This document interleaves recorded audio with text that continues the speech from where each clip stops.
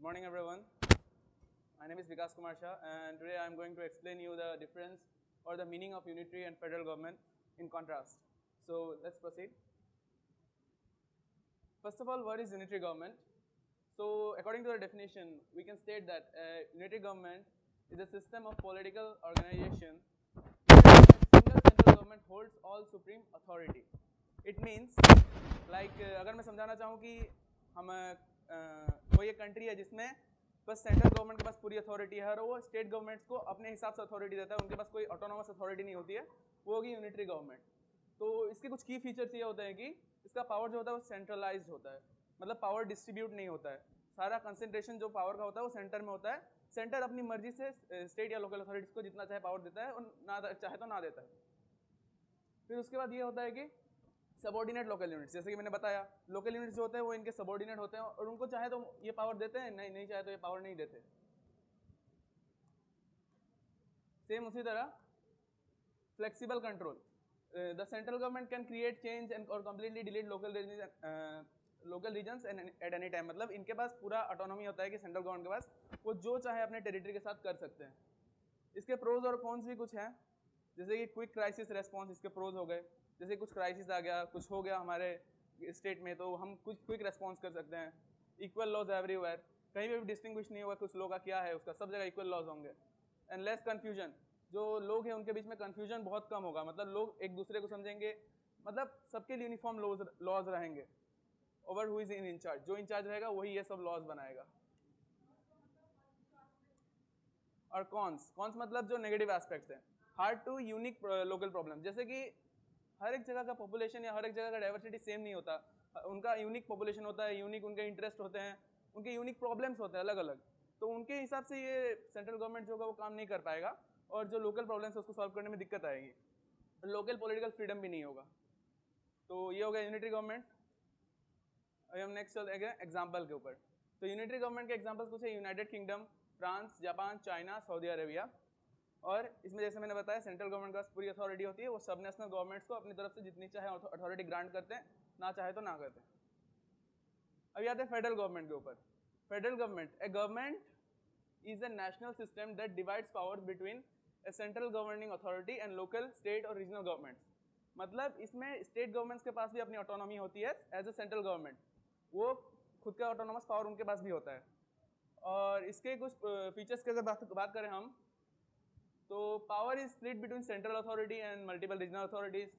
फिर the supreme written constitution, मतलब constitution में एग्जैक्टली डिफाइंड होता है कि किस स्टेट के पास या फिर किस गवर्नमेंट के पास किस लेवल के पास कितना पावर होगा और उसका जुरिडिक्शन क्या होगा, ये सब।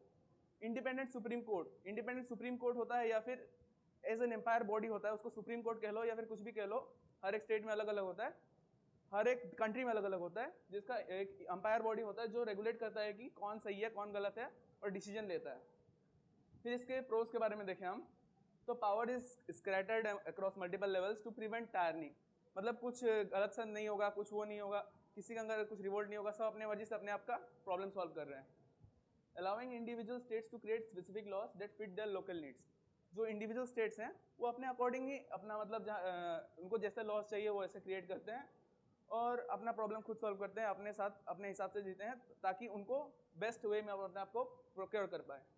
कौन इसके क्या है, सेंट्रल एंड रीजनल गवर्नमेंट जो है फ्रीक्वेंटली आर्ग्यू करते हैं, स्पेशली तब जब सेंटर में अलग पार्टी हो रीजनल में अलग पार्टी हो, तो फ्रीक्वेंटली आर्ग्यू करते हैं ओवर जुरिसडिक्शन, कौन क्या करेगा, और उनके बीच में जो कंकरेंट लिस्ट है उसके चलते भी बहुत सारे कॉन्फ्लिक्ट्स होते हैं। तो which delays response to make massive national emergencies में डिले रेस्पॉन्स मिलता है इसकी वजह से। इसके बाद इसके एग्जांपल्स है USA, India, Australia, Germany and Canada. तो अब मैं लास्ट स्लाइड में प्रेजेंट करना चाहूँगा यूनिटरी गवर्नमेंट और फेडरल गवर्नमेंट के बीच में डिफरेंस। देखिए, central government holds all the power, local units है dedicated powers, power is divided between central and regional government. Local governments are completely subordinate to centre, इसमें उनके पास ऑटोनॉमी होती है।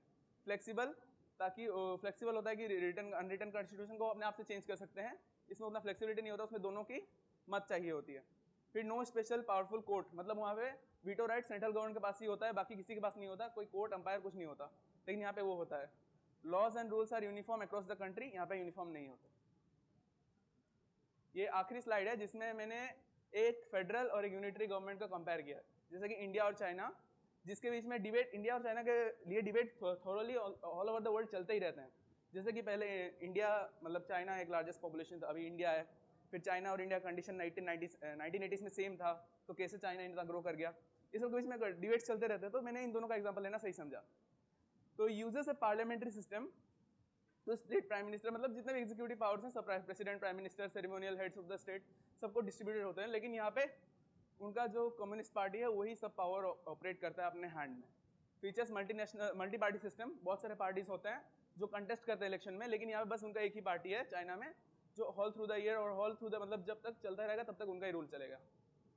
Governs a federal structure that constitutionally divides legislative administrative powers between the central government and individual states. इसमें constitutionally define होता है कि किसका क्या होगा, लेकिन वहीं इसमें वैसा कुछ है नहीं।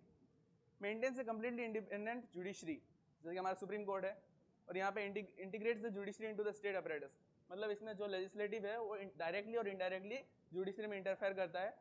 जो जस्टिस के मतलब क्या करे सवाल एक उठाता है, जो कि इंडिया में इंडिपेंडेंट जुडिशरी है और वहाँ पे इंडिपेंडेंट नहीं है, लेजिस्लेटिव का इन्फ्लुएंस ज़्यादा रहता है। तो थैंक यू वेरी मच।